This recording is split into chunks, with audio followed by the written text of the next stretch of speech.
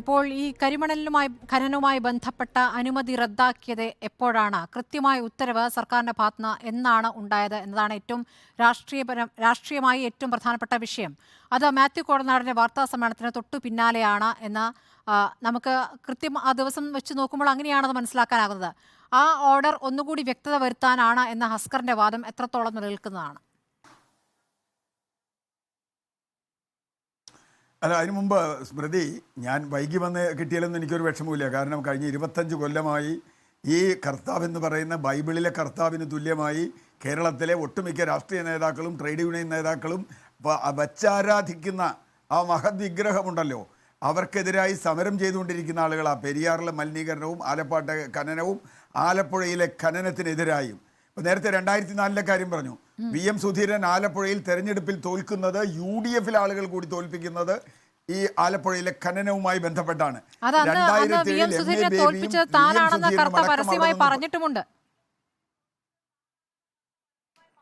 അല്ല, അതാ പറഞ്ഞേ, ഞാൻ കർത്താവ് മാത്രം വോട്ട് ചെയ്താൽ പറ്റില്ലല്ലോ. കർത്താവിന് UDF നിന്ന് സഹായമുണ്ടായി, അല്ലെങ്കിൽ സുധീരൻ തോൽക്കില്ല. അപ്പം ഞാൻ പറഞ്ഞു വന്നത്, അത്രയ്ക്ക് സ്വാധീനമുള്ള ആളാണ്. അദ്ദേഹത്തിന് സാറ് എന്നാണ് ഇവിടുത്തെ ട്രേഡ് യൂണിയൻ നേതാക്കൾ വിളിക്കുക. അദ്ദേഹത്തിൻ്റെ അനിയന് സെനറ്റിലേക്ക് നോമിനേഷൻ കിട്ടിയാൽ, സർക്കാർ നോമിനേഷൻ കിട്ടിയാൽ ആഘോഷിക്കാൻ VS അച്യുതാനന്ദനും പിണറായി വിജയനും ഉമ്മൻചാണ്ടിയും PK കുഞ്ഞാലിക്കുട്ടിയും V മുരളീധരനും അടക്കമുള്ള ആളുകൾ വന്ന് വിരുന്നൊരുക്കിയിട്ടുണ്ട്. ഞാൻ കണ്ടിട്ടുണ്ട് ആ വിരുന്ന്.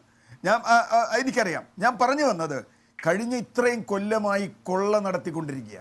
അത് പല നാൾ കക്കുമ്പോൾ ഒരു നാൾ പെടും എന്ന് പറയുന്ന പോലെയുള്ളൂ ഞാനിപ്പോൾ ഇത് കാണുന്നുള്ളൂ.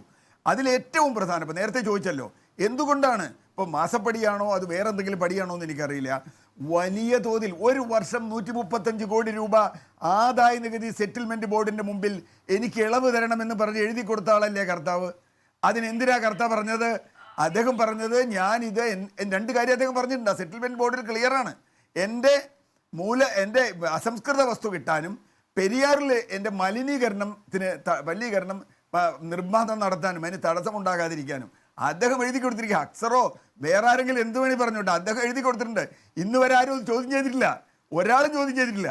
അപ്പോൾ എന്ന് പറഞ്ഞാൽ പണം വാരിയേറി ഒരു വർഷം 153 കോടി രൂപ കൈക്കൂലി കൊടുക്കണമെങ്കിൽ എത്ര കോടിയുടെ ലാഭം ഉണ്ടാവണം? അവിടെയാണ് ഇപ്പോൾ ഹക്സർ പറഞ്ഞു പൊതുമേഖലയൊന്നുമല്ല, പൊതുമേഖല എന്നുള്ളൊരു ചിത്രം മാത്രമാണ്.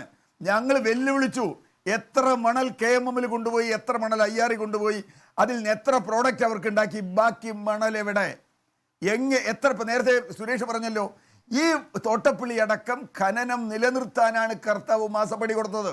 അവിടേക്കാണ് അത് വരുന്നത്. ഈ ഖനനം 50 ലക്ഷം ടൺ, അത് കുറേ തമിഴ്നാട്ടിലേക്കും പോയിട്ടുണ്ട്, കുറേ കർത്താവിനും വന്നിട്ടുണ്ട്. കാരണം ഇത്രയൊന്നും ഉൽപ്പാദന വർധനം അവിടെ ഉണ്ടായിട്ടില്ല.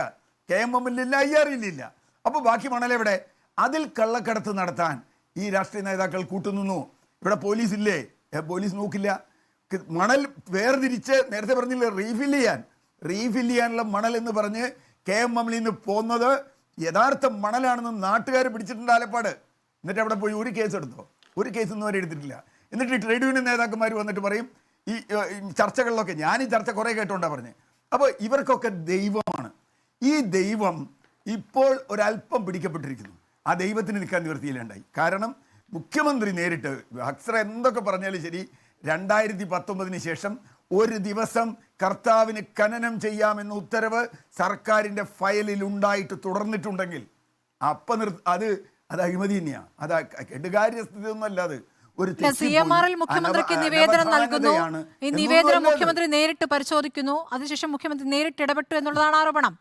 മറ്റൊരു വകുപ്പിന്റെ ഫയൽ മുഖ്യമന്ത്രി നേരിട്ട് വിളിച്ചു വരുത്തി എന്നാണ് പറയുന്നത്. അതോടുകൂടിയാണ് അതിൽ തീരുമാനമെടുക്കാൻ വ്യവസായ വകുപ്പിന് തീരുമാനമെടുക്കാൻ പറ്റാതെ വന്നത്. അല്ല, അവിടെയാണ് സ്മൃതി ഹക്സർ പറഞ്ഞതിലെ ചതി. എന്താ കാര്യം?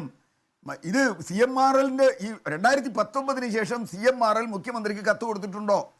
കത്ത് കൊടുത്തിട്ടുണ്ടെങ്കിൽ ആ കത്തിൽ മുഖ്യമന്ത്രി ആദ്യം നോക്കിയാൽ ഒന്നും പറയണ്ട, എൻ്റെ സുഹൃത്തെ, നിങ്ങൾ നല്ല ആളാണ്, മനുഷ്യനൊക്കെ നല്ലതാണ്, പക്ഷേ കേന്ദ്ര സർക്കാർ 2019 മുതൽ ഇങ്ങനെ പറഞ്ഞിട്ടുണ്ട്, അതുകൊണ്ട് നിങ്ങളുടെ വിഷയം എടുക്കാനേ പറ്റില്ല എന്ന ഒറ്റ മറുപടി പറഞ്ഞു. അപ്പോൾ വ്യവസായ മന്ത്രിയെ വിളിച്ചിട്ട്, നിങ്ങൾ കൊടുത്തിട്ടില്ലേ, CMRLനോട് പറഞ്ഞിട്ടില്ലേ ഇതില്ലാന്ന്? അല്ലാണ്ട് 2023 ഡിസംബറിൽ വന്നിട്ട്, അയ്യോ CMRLന് കൊടുത്തിട്ടില്ല, മറന്നുപോയി, ഒന്ന് കൊടുത്തേക്കെന്ന് പറയാണോ?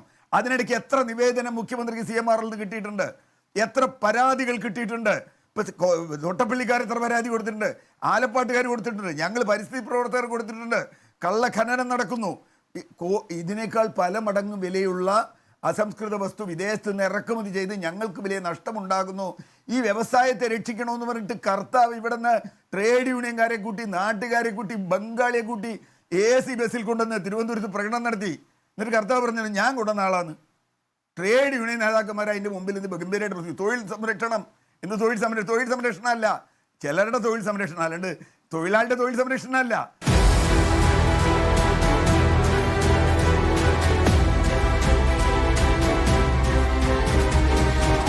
Debate with Smriti Parithikad.